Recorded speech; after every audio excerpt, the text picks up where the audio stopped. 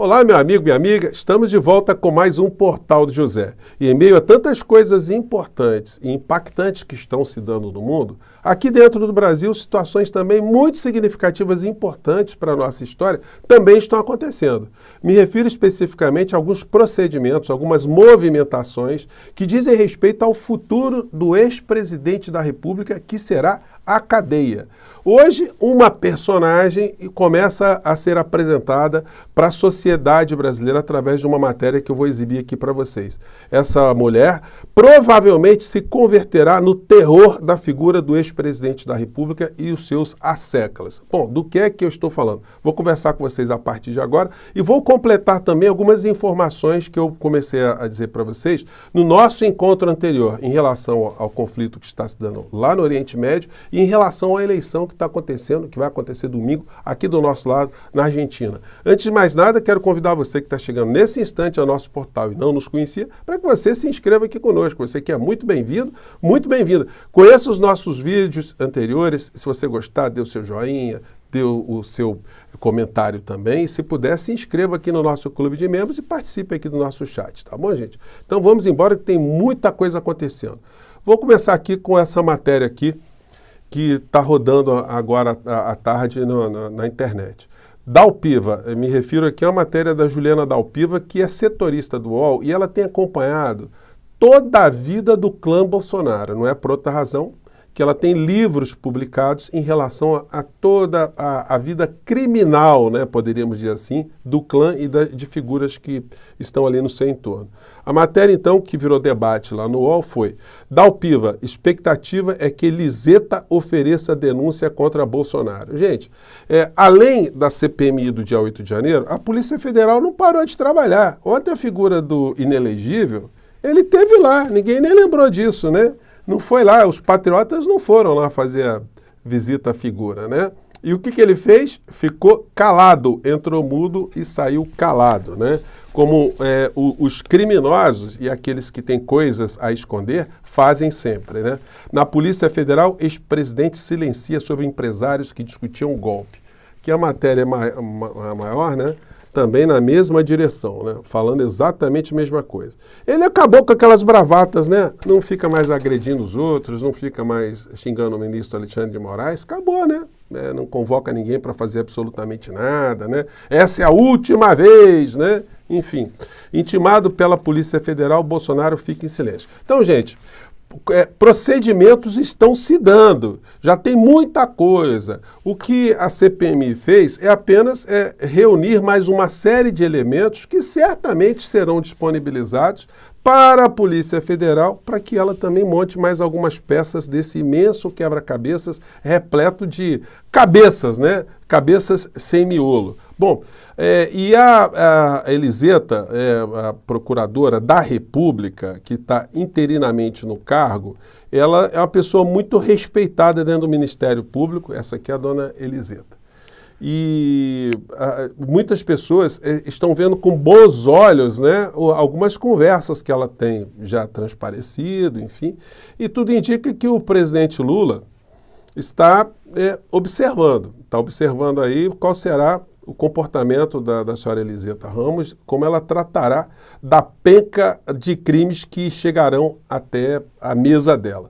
Bom, dentro do direito, dentro do que que manda a Constituição, o Código Penal, o Código de Processo Penal, as leis criminais, não tem como a figura do ex-presidente da República escapar desse conjunto gigantesco de crimes, sem falar nos crimes que deverão ser requentados aqueles que foram cometidos durante a pandemia aqui no nosso país. A figura continua animando a sua patuleia, os seus seguidores, com discursos cada vez mais aleatórios, né? Então ele fica criticando a esquerda, fica ali de fiscal o que está fazendo o governo atual, mas sim, sem condição nenhuma de fazer qualquer tipo de relatório, qualquer tipo de análise sobre área nenhuma, porque ele não trabalhou, ele não tem domínio de absolutamente nada, ele nunca estudou, nunca se envolveu com assunto nenhum, ele só vagabundeou, ele depende de todas as pessoas ao seu redor para falar de qualquer assunto. Não é por outra razão, né, que a gente não deve levar a sério esse tipo de matéria, né, ou do conteúdo da matéria que foi colocado aqui no Metrópolis, né? Nada contra o jornalista, ele está fazendo o trabalho dele, o Igor Gadelha. Ele apenas está registrando esse tipo de comportamento da figura do inelegível. A previsão nada otimista de Bolsonaro para o futuro de Lula. Ex-presidente Jair Bolsonaro tem feito, em conversas com aliados nos bastidores, previsões pessimistas para o futuro do governo Lula. E aí, resumindo aqui, ele diz que a questão está relacionada à economia, e que a economia não irá bem, e que a economia é muito corroída, o Lula vai cair do cavalo, pode até não terminar o mandato, né? Enfim, está faltando aí muito conteúdo, né, para a figura fazer qualquer tipo de relato que seja minimamente plausível, né? No nosso encontro anterior, eu comentei com vocês, né? O Bolsonaro está ali fazendo torcida aqui dentro para as coisas darem errado, como todos os bolsonaristas, e está fazendo todo tipo de esforço para ajudar o seu simpático, né, entre aspas, candidato da extrema-direita, o Milei, na Argentina. Mas a figura do ex-presidente da República, ele tem dedo podre, né? Onde ele encosta o dedo é como uma Malafaia. O político cai em desgraça. Então, a gente deve esperar que na Argentina tenhamos uma eleição que, no final da história, mesmo que dê a figura do louco que está lá, assim que ele é considerado o louco, infelizmente ele não vai conseguir um sucesso, né? Infelizmente para o povo argentino.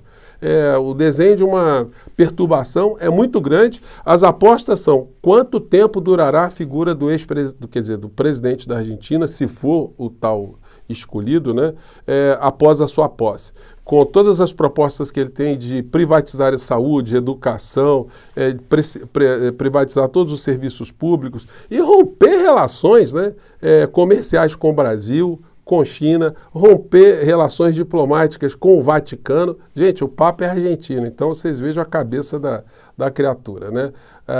Nada muito positivo em relação a se esse prognóstico avançar. Bom, no vídeo mais cedo eu conversei com vocês, mostrei algumas cenas que comprovam isso que estou falando, como uma coisa absolutamente fora de qualquer racionalidade, né? Romper com o Vaticano realmente, o que ajuda a qualquer argentino? Acho que só prejudica no final da história, né? Bom, e aí a gente entra nas questões aqui que envolvem o conflito entrando na nossa casa. Após ataques do Hamas, manifestações de antissemitismo se multiplicam no país e nas redes sociais. Gente, não é só no Brasil, não, tá? Fora do nosso país, nós já estamos tendo situações muito complicadas e complexas. Uma das situações que a gente pode ver nessa matéria aqui da CNN. Bilionário ameaça retirar financiamento. Deixa eu só ajustar aqui. Pronto. Bilionário ameaça retirar financiamento se a universidade nos Estados Unidos não combater antissemitismo. Isso quer dizer que está tendo lá, o que é antissemitismo, né? É um desenvolvimento racista contra judeus. Podemos traduzir assim, desse modo, né? É um tipo de perseguição, um tipo de comportamento, de discriminação a judeu ou ao povo judeu, né? De uma maneira geral, ou a judeus. Bom, bilionário ameaça. Então, enfim, Ronald Lauder repudiou um evento sobre literatura palestina realizado pela Universidade da Pensilvânia, que supostamente incluiria palestrantes com histórico de fazer comentários antissemitas. Bom, e o Washington Post também fez uma matéria hoje falando sobre o que está acontecendo. Porque as imagens, gente, elas estão chegando em todas as partes do mundo e algumas imagens que as pessoas não conseguem explicar. Ontem eu vi uma coisa muito curiosa, né, na Globo News. Eles colocaram assim, em se tratando de classificar o conflito como uma guerra, quais são as forças, né, que existem dos dois lados. Então eles colocaram umas imagenzinhas, né? De um lado Israel, 320 mil soldados. Do outro lado Hamas, 40 mil soldados ou combatentes, não sei qual foi o termo que eles usaram ali. Israel, aí colocaram lá 2.000 tanques, Hamas, tratores e picapes com os carinhas em cima. Então uma coisa assim Força Aérea, aí coloca os aviões de Israel e do outro lado coloca a Asa Delta. Enfim, o negócio não... Ou seja, não há como fazer qualquer tipo de comparação do ponto de vista militar entre Israel e Hamas, ou Israel e a Palestina inteira. Não tem como fazer nenhum tipo de parametrização. O que acaba sobrando para as pessoas é que há um comportamento não civilizado, não civilizatório daquele que tem esse poder todo. Porque se o Estado de Israel começa a praticar algo que é muito semelhante a um terror, como é que as pessoas vão aplaudir uma situação como essa? Muito pelo contrário. O que está sendo exposto para o mundo inteiro são as condições que os palestinos já viviam na faixa de Gaza e na Cisjordânia. E aí, quanto mais as pessoas se interessam pelo assunto e quanto mais as pessoas pesquisam, mais elas ficam com o pé atrás e mais vai perdendo algum tipo de legitimidade a reação de Israel, que acaba sendo considerada como uma espécie de terrorismo de Estado do bem. Ou seja, estamos fazendo o mal, mas é um mal preventivo, né? É algo que foi utilizado, por exemplo, quando os Estados Unidos bombardearam o Iraque. A guerra preventiva.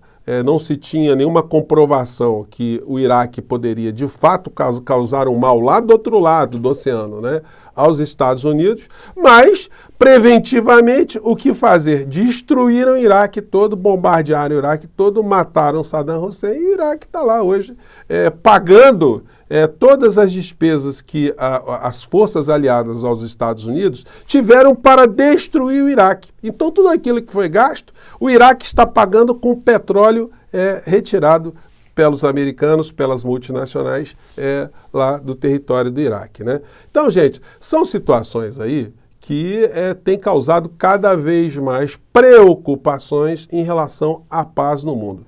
Não existe terrorismo do bem, não existe terrorismo do Estado do bem, não existe barbaridade do bem. A civilização deve sempre lutar contra a barbárie.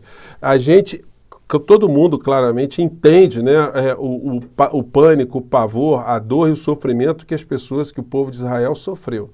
Mas uma coisa é você agir com emoção e outra coisa é você agir dentro de uma racionalidade. Para isso, a diplomacia no mundo todo tem que ajudar de alguma maneira, né? Gente, eu vou ficando por aqui. Mande seu comentário aqui para o nosso portal, porque é assim que a gente está chegando cada vez mais a pessoas como você, tá bom, gente? Mais uma vez, muito obrigado e até o nosso próximo encontro. Tchau!